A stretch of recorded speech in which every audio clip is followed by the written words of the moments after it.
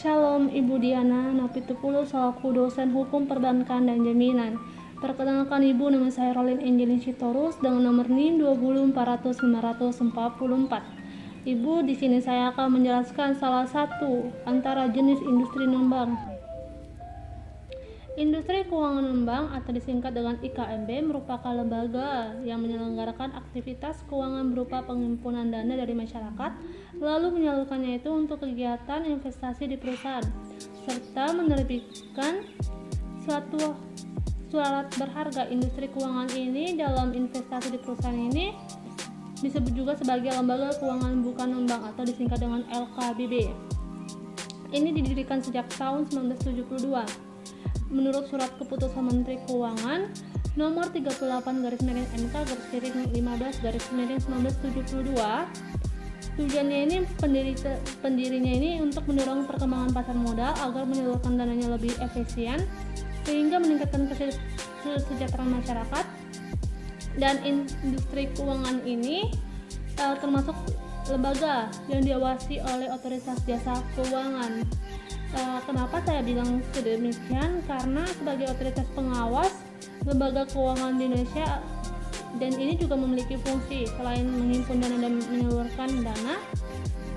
Selain fungsinya itu ada menghimpun dana masyarakat, serta mengeluarkan surat berharga, memberikan layanan penyertaan modal ke perusahaan maupun proyek-proyek tertentu dalam jangka waktu sementara sebelum diperjualbelikan ke pasar modal.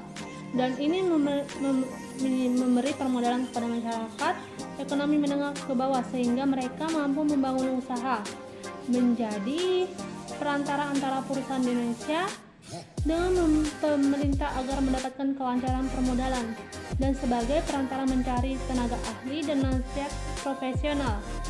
Dan ini juga memperluas sumber pendanaan usaha di sektor swasta. IKNB ini dalam menjalankan usahanya ini mengedepankan dua prinsip utama, yaitu melaporkan setiap transaksi mencurigakan, misalnya di dalam transaksi jumlah yang sangat-sangat tidak wajar di luar kebiasaan nasabah, sehingga ini juga dicurigakan karena ini sebagai tindakan pencucian uang atau pendanaan untuk terorisme. Yang kedua itu harus mengenal latar belakang terlebih dahulu, identitas nasabah, saldo dalam rekening sehingga kebiasaan transaksi. Dan saya juga akan menjabarkan beberapa jenis IKNB berkembang di Indonesia. Yang sudah saya ketahui tadi, Bu, sama-sama yang kita ketahui tadi, saya akan menjelaskan pengertian koperasi simpan pinjam. Sebelumnya itu saya akan menjelaskan terlebih dahulu arti dari koperasi. Berdasarkan Undang-Undang Nomor 25 Tahun 1992 tentang perkoperasian, pada pasal 1 ini dijelaskan koperasi ini adalah badan usaha yang beranggotakan orang-orang seorang atau badan hukum. Koperasi dengan melandaskan kegiatan berdasarkan prinsip koperasi, sekaligus sebagai gerakan ekonomi rakyat atas asas kekeluargaan. Koperasi ini di dalam simpan pinjam ini atau yang kita sebut dengan KSP ini adalah suatu lembaga yang bergerak di bidang keuangan dengan kegiatan utamanya yaitu menerima ataupun memberikan pinjaman, di mana KSP ini menerapkan asas kekeluargaan dalam menjalankan usahanya. Terdapat dua sumber modal dalam lembaga ini. Sumber yang pertama kita ketahui itu sebagai berasal dari simpanan anggota koperasi seperti simpanan wajib, simpanan pokok, dan simpanan sukarela. Sumber kedua ini berasal dari modal pinjaman badan usaha maupun koperasi lainnya seperti hibah dan sisa hasil. Dan di dalam usaha SHU ini, kehadiran koperasi simpan pinjam bertujuan untuk bantu meningkatkan kesejahteraan masyarakat Indonesia. Oleh sebab itu, lembaga ini menerapkan prinsip terbuka, mandiri, sukarela, demokratis, dan tentu saja dalam asas kekeluargaan. Lembaga keuangan mikro 1 ini harus mengikuti aturan Undang-Undang Nomor 17 Tahun 2012 tentang perkoperasian. Sebagai salah satu lembaga keuangan mikro, koperasi simpan pinjam juga sudah masuk dalam pengawasan oleh Otoritas Jasa Keuangan atau yang kita ketahui dengan singkatan OJK. Ini tertulis di dalam pasal nomor 5 tahun 2014 tentang penyelenggaraan usaha lembaga keuangan mikro. Dalam peraturan OJK ini, lembaga keuangan mikro ini seperti KSP dan hanya boleh melayani sistem simpanan atau tabungan serta pinjaman untuk para anggotanya, dan tidak boleh memberikan pinjaman kepada orang yang bukan termasuk anggotanya atau orang asing. Jadi, perlu kita ketahui, koperasi simpan pinjam ini menjadi salah satu lembaga keuangan mikro di Indonesia yang bertugas menyimpan sekaligus memberikan pinjaman modal kepada para anggota. Dalam penyebutannya, lembaga ini juga umum disebut dengan KOSPIN atau Jasa dan KSP. Untuk menjadi anggota KSP ini ada perlu beberapa syarat yang harus kita penuhi. Antara lain, calon anggota harus warga negara Indonesia, anggota bersifat perseorangan bukan badan hukum, bersedia membayar simpanan pokok dan simpanan wajib sebagaimana peraturan dalam KSP, menyetujui ketertiban dalam beberapa negara, anggaran dan ketentuan yang berlaku dalam koperasi seperti anggaran dasar atau disingkat dengan AD, anggaran rumah tangga atau disingkat dengan ART, dan anggaran lain-lainnya.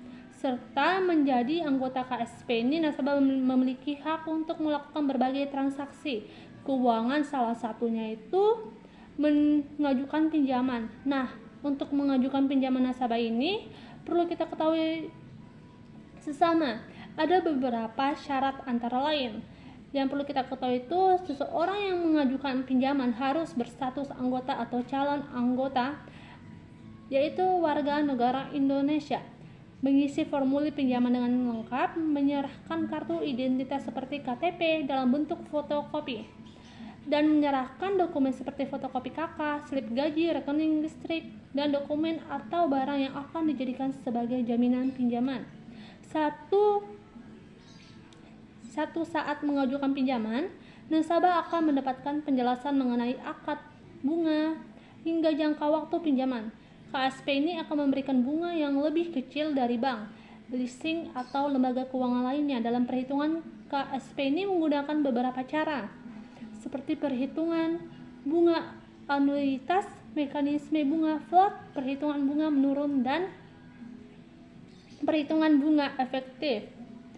Dasar hukum koperasi simpan pinjam ini adalah di dalam Undang-Undang nomor 17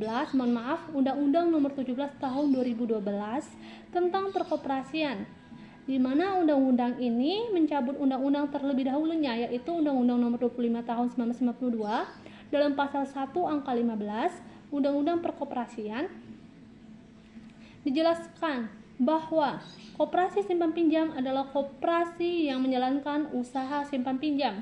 Sebagai salah satu-satunya usaha, koperasi merupakan badan hukum yang didirikan oleh orang perorangan atau badan hukum koperasi dengan pemisahan kekayaan para anggotanya sebagai modal untuk menjalankan usaha yang memenuhi aspirasi dan kebutuhan bersama di bidang ekonomi, sosial, budaya sesuai dengan nilai dan prinsip perkoperasian.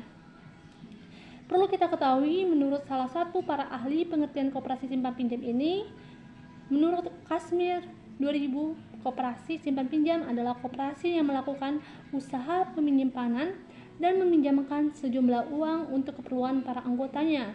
Dalam koperasi simpan pinjam, setiap anggota yang menyimpan uangnya di koperasi akan diberikan imbalan jasa. Koperasi simpan pinjam ini, sebagaimana perlu kita ketahui, pada umumnya ini memiliki tujuan untuk mengajukan kesejahteraan anggota khususnya dan masyarakat pada umumnya, serta ikut membangun tatanan perekonomian nasional dalam rangka mewujudkan masyarakat yang maju, adil, dan makmur berlandaskan Pancasila dan Undang-Undang Dasar 1945. Perlu kita ketahui terlebih dahulu juga, kelebihan dan kekurangan koperasi ini memiliki kelebihan. Diantaranya itu, anggota koperasi ini berperan sangat konsumen dalam produsen, mengutamakan kepentingan anggota, bertujuan meningkatkan kesejahteraan anggota dan bukan semata-mata mencari keuntungan. Perlu kita ketahui juga, di dalam koperasi ini juga memiliki kekurangan, yaitu daya saing lemah, rendahnya kesabaran perkoperasi pada anggotanya, koperasi sulit berkembang karena modal terbatas. Dan di dalam koperasi simpan pinjam ini memiliki ciri-ciri. Yang pertama, keanggotanya terbuka. Ini adalah ciri koperasi simpan pinjam yang pertama, di mana organisasi ini terbuka untuk semua kalangan mulai dari pejabat, guru, pengusaha, dan lain-lain. Siapapun bisa tergabung untuk menjadi koperasi simpan pinjam. Namun perlu kamu ketahui bahwa hak anggotanya tidak adalah mutlak. Karena bila kita merugikan bahkan melakukan kesalahan, kita bisa dikeluarkan dari organisasi tersebut. Dan yang kedua itu keanggotaannya itu sukarela. Apabila kamu memiliki tujuan yang sama dan bisa mengikuti aturan-aturan yang berlaku dalam koperasi tersebut, maka kamu bisa bergabung di dalamnya. Jika kamu sebelumnya masuk menjadi anggota koperasi, sebaiknya baca terlebih dahulu kekurangan kelebihan koperasi. Dalam artikel ini kita bisa menjelaskan secara jelas. Yang ketiga itu keuangan disumbangkan oleh anggota. Biasanya itu setiap anggota setiap hari Minggu atau sebulan sekali anggota koperasi itu menyetorkan uang kepada pihak yang terkait. Bila salah satu dari anggota koperasi simpan pinjam ini harus tahu cara menghitung SHU dan pembagiannya. Yang keempat tuh tanggung jawab memiliki anggota. Seluruh anggota koperasi bisa diorganisasi dengan tanggung jawab yang terbatas.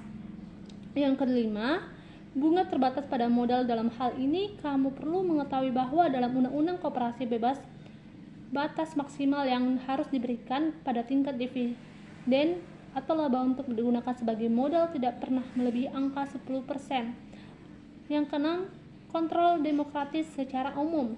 Bisnis dari para anggota koperasi ini dikelola oleh komite yang dipilih secara langsung oleh para anggotanya pada pertemuan tahunan. Koperasi ini merupakan demokrasi dalam bentuk aksi. Yang ketujuh, motif pelayanan. Tujuan dibentuknya koperasi ini bukanlah untuk memberikan keuntungan hanya kepada sepihak saja dan mengorbankan orang lain. Salah satu tujuan dasar koperasi ini menyediakan layanan yang bermanfaat, baik sumber daya, kredit, barang konsumsi untuk anggota dan masyarakat. Distribusi surplus organisasi berbeda dengan perusahaan organisasi tidak berorientasi pada laba. Distribusi ini organisasi ini berbeda dengan yang lain. Pendaftarannya pun, status hukumnya pun mendaftar menjadi anggota pun dengan cara sukarela, pendaftaran koperasi dengan cara opsional. Dan yang terakhir pendidikan dan pelatihan. Perlu kita ketahui sesama jenis koperasi simpan pinjam ini memiliki jenis-jenis yang ada seperti koperasi simpan pinjam, unit desa atau disingkat dengan KUD, koperasi serba usaha atau disingkat dengan KSU, koperasi pasar disingkat dengan KPS dan terakhir koperasi kredit disingkat dengan KKD. Di sini saya akan menjelaskan beberapa yang saya baca tadi. Baik, saya akan menjelaskan terkait jenis koperasi simpan pinjam. KUD, koperasi simpan pinjam unit desa ini koperasi serba usaha yang beranggotakan penduduk desa dan berlokasi di daerah pedesaan. Kerjanya ini biasanya mencangkup satu wilayah kecamatan. Pembentukan KUD ini merupakan penyatuan dari beberapa koperasi pertanian yang kecil dan banyak jumlahnya di pedesaan. Perlu kita ketahui fungsinya ini untuk memenuhi kebutuhan desa masyarakat tersebut, dan tujuannya ini adalah menjamin kebutuhan dari kesejahteraan masyarakat tetap terpenuhi. Koperasi termasuk KUD adalah suatu gerakan perekonomian rakyat yang berbasis kerakyatan dan kekeluargaan. Manfaatnya ini yang perlu kita ketahui juga mendapatkan kemudahan dalam penyediaan sarana produksi dan keperluan sehari-hari. Produksi mudah dapat dipasarkan dan dengan harga yang layak dan menguntungkan. KUD ini dapat melakukan kegiatan promosi dan mencari pesanan sehingga dapat memperluas jangkauan pasar dalam memesankan produksi pertanian. Dan kelebihan yang kita ketahui juga di dalam koperasi simpan pinjam unit desa ini, baik tidaknya alat perlengkapan organisasi, yaitu rapat anggota dalam pengurusan koperasi dan badan pemeriksaan koperasi. Beberapa jauh kegiatan koperasi unit desa mampu mengelola tugas yang dibebankan oleh pemerintah seperti pengadaan barang, produksi, kredit candak kulak, partisipasi anggota, dan lain-lain. Selain kelebihan yang ada di dalam koperasi ini, kita juga perlu ketahui ada kekurangan di dalam koperasi simpan unit desa. Yang pertama itu pejabat koperasi sebagai pembinaan KUD terlalu cepat memberi bantuan berupa kredit kepada KUD tanpa disertai pembinaan dan pengawasan yang insentif. Penyuluhan mengenai KUD ini dilakukan sambil lalu tanpa ada koordinasi dengan dinas-dinas teknis lain. Jumlah tenaga pembinaan koperasi ini tidak sebanding dengan luas wilayah dan jumlah anggota masyarakat yang dilayani. Pejabat koperasi tidak tegas dalam mengambil keputusan terhadap pengurus KUD yang tidak menjalankan fungsi dengan baik, membeli hasil pertanian di bawah harga pasar, belum mampu bersaing di pasaran, kurangnya permodalan. Dan saya juga akan menjelaskan terkait KSU atau yang disingkat dengan koperasi serba usaha. KSU ini adalah beberapa koperasi menyediakan beberapa layanan sekaligus. Misalnya, selain menjual barang kebutuhan konsumen, koperasi ini juga menyediakan jasa simpan pinjam. Koperasi yang dikelola oleh siapa saja yang sangat utamanya yaitu di kota-kota besar. Kehadiran ini sangat penting untuk menunjang perekonomian perkotaan karena kebutuhan usaha dan hidup di kota semakin tinggi. Tujuannya ini perlu kita ketahui juga, mensejahterakan anggota koperasi serba usaha pada khususnya di masyarakat pada umumnya dan dapat membangun tatanan perekonomian untuk mewujudkan masyarakat maju, adil, makmur, dan dapat meningkatkan pendapatan dan kesejahteraan anggota tersebut. Koperasi ini memiliki fungsi, yaitu memperkreditkan penyediaan dan penyaluran sarana produksi dan keperluan sehari-hari, pengelolaan, serta pemasaran hasil. Ciri-cirinya ini perlu kita ketahui juga, memiliki berdasarkan pada prinsip swadaya atau yang disebut dengan usaha sendiri, swakerta buatan sendiri, swasembada kemampuan sendiri, perkumpulan orang pembagian keuntungan menurut perbandingan jasa-jasa modal dibatasi. Kelebihan yang perlu kita ketahui juga, koperasi ini setiap anggota harus bergabung tanpa adanya paksaan dan tujuannya ini bergabungnya sendiri yaitu untuk memperbaiki taraf hidup karena koperasi sendiri merupakan sebuah badan usaha yang terbuka untuk seluruh masyarakat. Kelemahan yang perlu kita ketahui juga di dalam koperasi ini bahwa tidak semua anggota memiliki kesadaran yang penuh dan sama dalam menjalankan prinsip-prinsip kegiatan koperasi dengan baik. Contohnya, anggota tidak rutin menyetorkan iuran wajib, koperasi memiliki daya asing yang lemah. Dan selanjutnya saya akan membahas koperasi pasar, yang dimana singkatan dari KSP. Koperasi pasar ini bentuk koperasi yang dikelola oleh pasar yang dimana perannya sangat penting untuk memenuhi kebutuhan pedagang. Tidak hanya itu saja, ini sangat berpengaruh dalam menyatukan anggota pasar dan juga lainnya seperti tukang parkir, tukang becak, kuli, panggul, dan lainnya. Koperasi ini juga beranggotakan pada pedagang pasar. Pada umumnya, pedagang di setiap pasar mendirikan koperasi untuk melayani kebutuhan yang berkaitan dengan kegiatan para pedagang. Misalnya, modal melayani kebutuhan dan yang berkaitan dengan kegiatan para pedagang, modal penyediaan barang, dagangan, sedangkan pasar juga mempunyai tujuan yang sangat penting, membantu memperlancar penjualan hasil produksi dan memudahkan perolehan barang atau jasa yang dibutuhkan serta membantu menyediakan segala macam barang dan jasa. Fungsi pertamanya itu koperasi yaitu membangun sekaligus mengembangkan potensi dan kemampuan anggotanya secara khususnya dan masyarakat secara umum. Demikian juga dengan bentuk mewujudkan kesejahteraan sosial dan ekonomi masyarakat. Kelebihannya yang perlu kita ketahui juga, ini harga terbentuk melalui mekanisme harga dalam jangka panjang dan menguntungkan konsumen dan tidak memerlukan iklan. Kekurangannya itu tidak ada keunggulan produk dibandingkan produk lain. Keuntungan diterima dalam skala normal dan produsen sulit merubah harga atau memainkan harga produk. Yang keempat tuh ada koperasi kredit yang perlu kita ketahui, singkatan dari KKD. KKD ini juga sangat dalam kehidupan masyarakat, sangat penting karena tujuannya ini untuk memudahkan dan membantu para anggota di dalamnya. Biasanya ini KKD ini berbentuk kelompok kecil seperti yang sering kita ikuti, yaitu arisan. Sifat dari koperasi ini tidak tetap. Koperasi ini adalah singkatan dari CU, sebuah lembaga keuangan yang bergerak di bidang simpan pinjam yang dimiliki oleh dikelola anggota dan yang bertujuan untuk mensejahterakan anggotanya sendiri. Tujuannya ini adalah membantu keperluan kredit para anggota yang sangat membutuhkan dengan syarat-syarat ringan.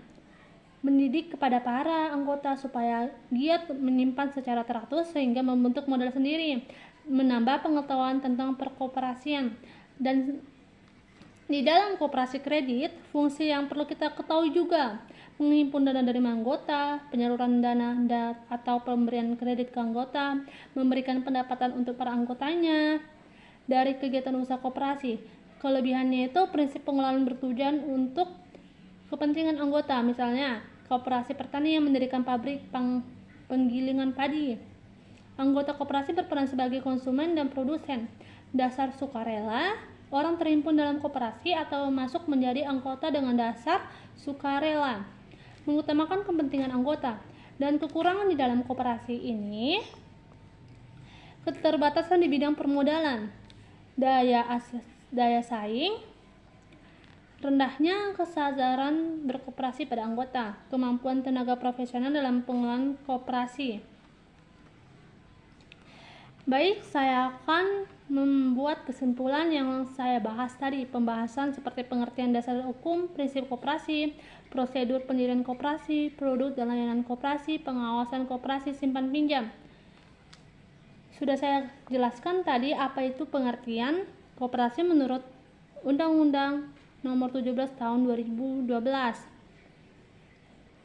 Dan saya di sini juga akan menjelaskan dasar koperasi simpan pinjam atau yang disebut dengan dasar hukum di dalam Undang-Undang Nomor 25 Tahun 1992 tentang perkoperasian, pasal 44. Koperasi dapat menghimpun dana dan menyalurkan melalui kegiatan usaha simpan pinjam dari dan untuk anggota koperasi yang bersangkutan serta koperasi lain dan atau anggotanya. Kegiatan usaha simpan pinjam ini dapat dilaksanakan sebagai salah satu-satunya kegiatan usaha koperasi. Pelaksanaan kegiatan usaha simpan pinjam oleh koperasi diatur ini lebih lanjut dengan peraturan pemerintah.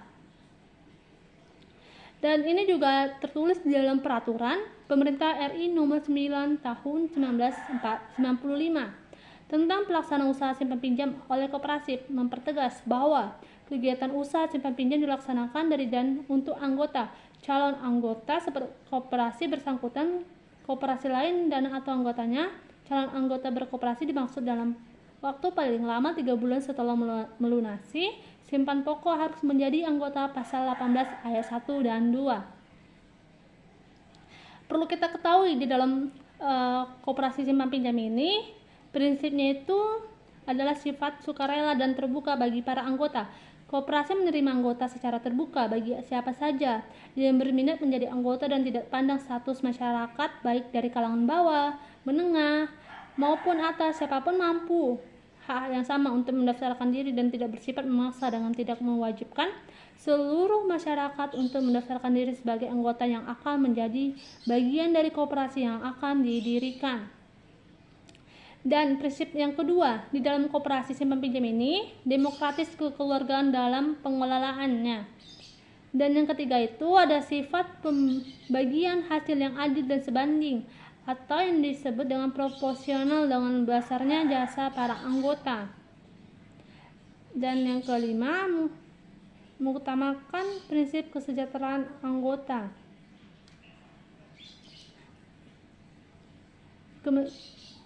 Prinsip kemandirian, kerjasama antara koperasi. Dan setelah itu saya akan menjelaskan prosedur pendirian koperasi. Tata cara pendirian koperasi diatur dalam pasal 12 Permen Koperasi dan UKM nomor 9 2018 tentang penyelenggaraan dan pembinaan perkoperasian. Pertama, pendirian koperasi dilakukan dengan mengadakan rapat pendirian yang dihadiri para pendiri, dihadiri oleh pejabat Kementerian Koperasi dan UKM dan atau dinas provinsi, dinas kabupaten kota sesuai wilayah keanggotaannya untuk melakukan penyuluhan terkait koperasi. Prosedur pendirian koperasi ini yang kedua, setelah rapat pendirian selesai maka notaris membuat akta koperasi atau disingkat dengan NPAK dapat membuat akta pendirian koperasi. Prosedur yang ketiga itu setelah dibuatnya akta pendirian koperasi maka para pendiri atau kuasa pendiri dapat mengajukan akta pendirian koperasi kepada Menteri dalam jangka waktu 30 hari setelah koperasi mendapat persetujuan nama koperasi dari Sisminbihakop. Apabila dalam jangka waktu tersebut koperasi tidak mengajukan akta pendirian koperasi maka persetujuan nama koperasi melalui Sisminbihakop kadaluarsa. Dan di dalam tugas saya ini saya akan menjelaskan juga terkait produk dan layanan koperasi simpan pinjam. Yang pertama itu ada tabungan harapan. Keunggulannya itu simpan dan tarik dana fixed bill kapan saja tanpa potongan biaya. Pengembalian jasa menarik. Persyaratannya itu mengisi formulir simpanan, fotokopi kartu identitas, minimal simpanan 100.000. Dan yang kedua itu ada simpanan berjangka, yang dimana keunggulan layanan ini dapat dicairkan sesuai dengan kesepakatan jangka waktu atau jatuh tempo. Jangka waktu yang ditawarkan 3, 6, atau sampai 12 bulan. Dan pengembalian jasa tinggi. Persyaratannya itu mengisi formulir simpanan, fotokopi kartu identitas, minimal simpanannya itu 25 juta. Dan setelah itu saya akan membahas tentang tujuan pengawasan koperasi simpan pinjam. Perlu kita ketahui ada beberapa tujuan pengawasan koperasi simpan pinjam. Yang pertama itu meningkatkan efektivitas pelaksanaan pengawasan koperasi oleh pemerintah provinsi, dan pemerintah kabupaten kota sesuai dengan wilayah keanggotaan koperasi. Meningkatkan kesadaran para pengelola koperasi dalam mewujudkan kondisi sesuai dengan peraturan yang berlaku. Dan sasaran pengawasan koperasi simpan pinjam ini terbentuknya koperasi yang kuat, sehat, mandiri, dan tangguh. Terwujudnya koperasi yang akuntabel. Dan di dalam manfaat pengawasan koperasi simpan pinjam ini memiliki 4 manfaat. Yang pertama, melaksanakan kegiatan sesuai dengan peraturan perundang-undangan. Yang kedua, sebagai badan usaha yang kredibel berdasarkan prinsip koperasi. Yang ketiga, dalam menjaga dan melindungi aset koperasi dan tindakan penyelewengan oleh pihak-pihak yang tidak bertanggung jawab.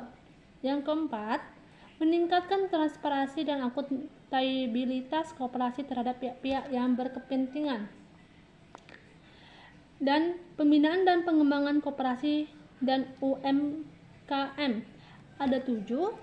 Yang pertama, pembinaan kelembagaan. Yang kedua, pengembangan sumber daya manusia. Yang ketiga, fasilitas pembiayaan dan permodalan. Yang keempat, pengembangan penerapan teknologi. Yang kelima, pengembangan produksi. Yang ke-7, perlindungan usaha.